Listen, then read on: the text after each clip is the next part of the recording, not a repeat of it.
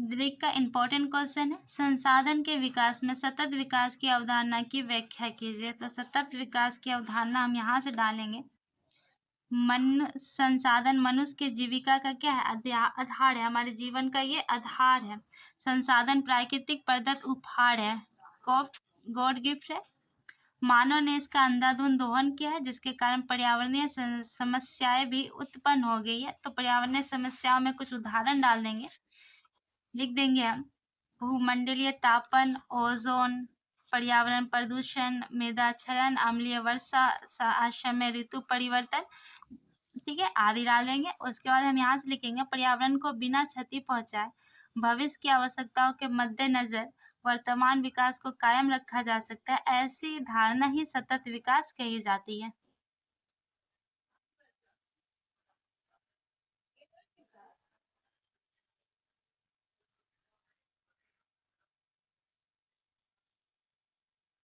Last है important question जो एग्जामों में पूछे जाते हैं।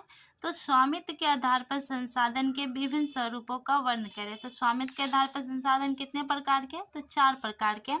तो इसे हम परिभाषा द्वारा समझाएंगे। तो पहला जो हम संसाधन लिखेंगे वो है व्यक्तिगत संसाधन।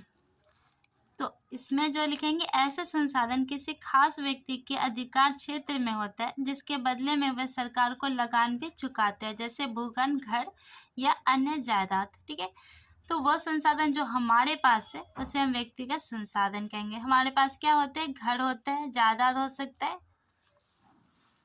या कुआं बगीचा भी हमारे हो सकते हैं। सामुदायिक संसाधन, तो ऐसे संसाधन किसी खास समुदाय के आधिपत्य में होता है, जिसका उपयोग समूह के लिए सुलभ होता है। तो किसी खास समुदाय, ठीक है, और इसका उपयोग क्या, समूह के सभी लोगों के लिए सुलभ होता है, जैसे कि सामुदायिक भवन, मस्जिद परिसर, मंदिर परिसर, तालाब, शमशान आदि।